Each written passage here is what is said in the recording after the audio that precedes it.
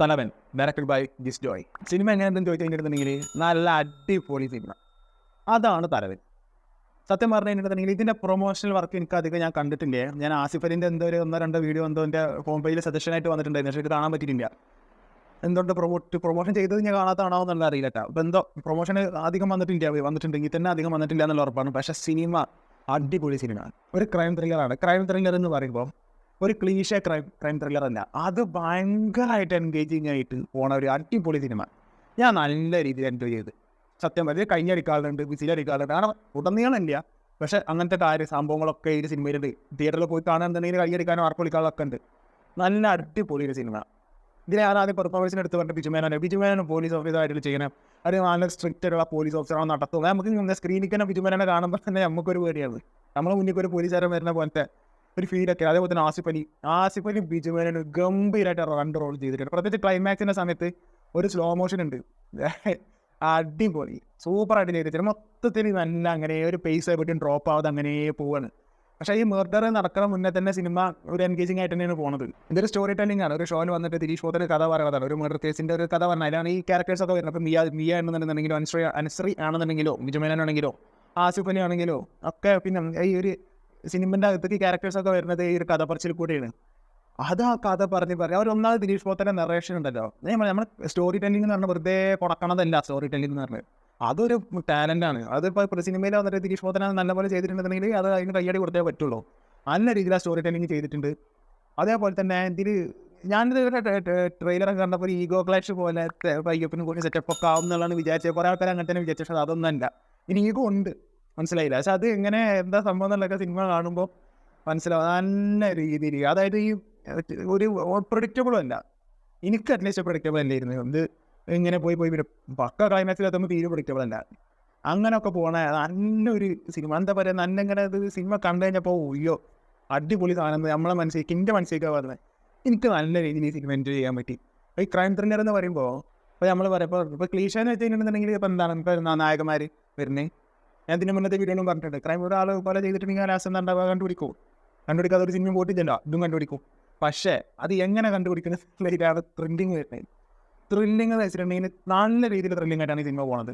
പിന്നെ അത് ഒരു സെക്കൻഡ് ഹാഫിൽ അങ്ങനെ പോകുന്ന സമയത്ത് അങ്ങനെ ആസിഫ് അലി ആ സെക്കൻഡ് ഹാഫ് തുടങ്ങിയൊരു എനിക്ക് തോന്നുന്നത് ഒരു അരമണിക്കൂറോളം ബിജുമേനോനില്ല സെക്കൻഡ് ഹാഫ് തുടങ്ങിയിട്ട്. എന്നുവെച്ചാൽ പിന്നെ ബിജുമേനോന് വരിക അങ്ങനെ മൊത്തത്തിൽ ഇങ്ങനെ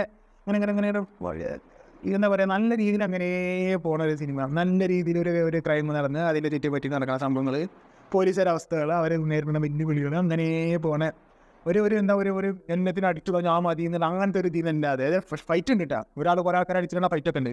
ജയിലിൽ നിന്നൊരു ഫൈറ്റ് ഉണ്ട്, പിന്നെ വീട്ടിനുള്ളിൽ നിന്നൊരു ഫൈറ്റ് ഉണ്ട്. ആ നല്ല ഫൈറ്റ് വേണം. പിന്നെ ആസിഫ് അലി ഇങ്ങനത്തെ ക്യാരക്ടേഴ്സ് ചെയ്യണം എന്നുള്ള എനിക്ക് തോന്നിയത് കണ്ടു കഴിഞ്ഞാൽ ഞാൻ ഞാനിപ്പോൾ ഇങ്ങനെ വലിച്ചു നീട്ടണില്ല.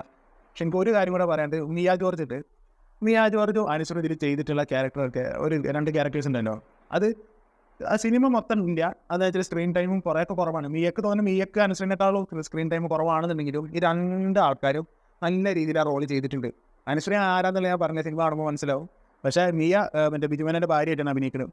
ഗംഭീരമായിട്ട് ചെയ്തിട്ടുണ്ട്. ദിലീഷ് പോത്തനെ ഞാൻ പറഞ്ഞല്ലോ, എല്ലാവരും പെർഫോമൻസ് വൈസ് നോക്കുകയാണെങ്കിൽ കിട്ടിയ റോള് നല്ല രീതിയിൽ ചെയ്തിട്ടുണ്ട്. പ്രത്യേകിച്ച് ബിജുമേനോൻ ആസ്വദിക്കും. അതേപോലെ തന്നെ ഡയറക്ഷന് ജിസ് ജോയിനെ അറിയാം. പൊതുവെ ഇങ്ങനത്തെ ഒരു ഇത് പിടിക്കലില്ല.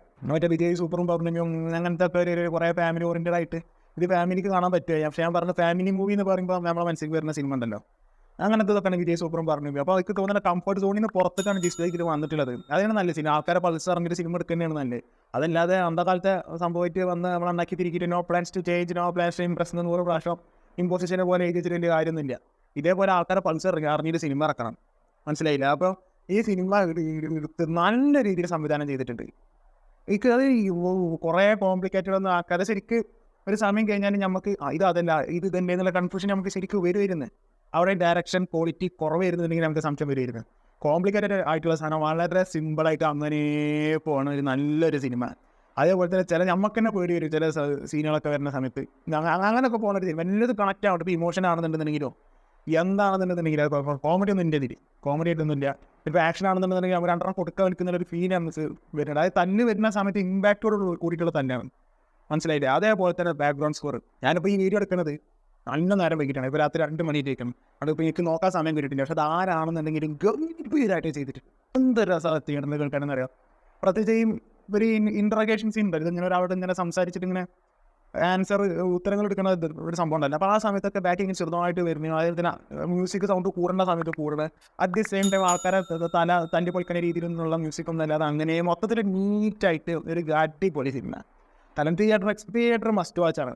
കൈ അടിക്കാനൊക്കെ തയ്യാറുള്ള ഒരു ആൾക്കാരുടെ നിങ്ങൾ സിനിമ കാണാൻ പോകുന്നത് ഡെഫിനറ്റ്ലി നിങ്ങൾ എന്തായാലും എൻജോയ് ചെയ്യും. എനിക്ക് 100%. അപ്പോൾ എനിക്ക് നല്ല രീതിയിൽ ഇഷ്ടമായി. ഇപ്പോൾ ചിലവർക്ക് ഇനിയിപ്പോൾ നിങ്ങളത് എനിക്ക് അറിയില്ലേ, പിന്നെ ആ പറഞ്ഞ് നിങ്ങൾ പോയി ഇഷ്ടപ്പെട്ടില്ല എന്ന് പറയും, പക്ഷേ എനിക്ക് സിനിമ ഇഷ്ടപ്പെട്ട് ഞാൻ നല്ല രീതിയിൽ എൻജോയ് ചെയ്തിരുന്ന് കണ്ട ഒരു സിനിമ. പ്രത്യേകിച്ച് തിയേറ്ററിൽ കയറുമ്പോൾ കുറച്ച് ക്ഷീണവും കാര്യങ്ങളൊക്കെ ഉണ്ടായിരുന്നു. ഞാൻ സിനിമ കാണുന്ന ദിവസമൊന്നും സിനിമ തുടങ്ങിയപ്പോൾ ഒന്നുമില്ല, രണ്ടൊച്ചടലും വർത്താനവും അങ്ങനത്തെ സംഭവങ്ങൾ വന്നപ്പോഴേ സെറ്റായി. പിന്നെ ആ ഒരു ഇരുത്തനായിരുന്നു. പിന്നെ ഫസ്റ്റ് ഹാഫ് ആയപ്പോൾ തന്നെ ഈ ഫസ്റ്റ് ഹാഫ് ഞാൻ ഇതിൻ്റെ തന്നെ തുടങ്ങുള്ളൂ എന്നുള്ള ഒരു ഡിസപ്പോയിൻമെൻ്റ് ഒക്കെ ഉണ്ടായി. സിനിമ അത്ര നന്നാകുമ്പോഴാണല്ലോ അത് വരില്ലേ. അപ്പോൾ എനിക്ക് കൂടുതൽ ഞാൻ മനസ്സിൽ കിട്ടുന്നില്ല. അപ്പോൾ സിനിമ എന്ന് പറഞ്ഞു കഴിഞ്ഞാൽ എനിക്ക് മസ്റ്റ് തിയേറ്റർ വാച്ചാണ്. ഞാൻ നല്ല രീതിയിൽ എൻജോയ് ചെയ്ത്, നിങ്ങൾക്ക് മിക്കവാറും എൻജോയ് ചെയ്യാൻ പറ്റും.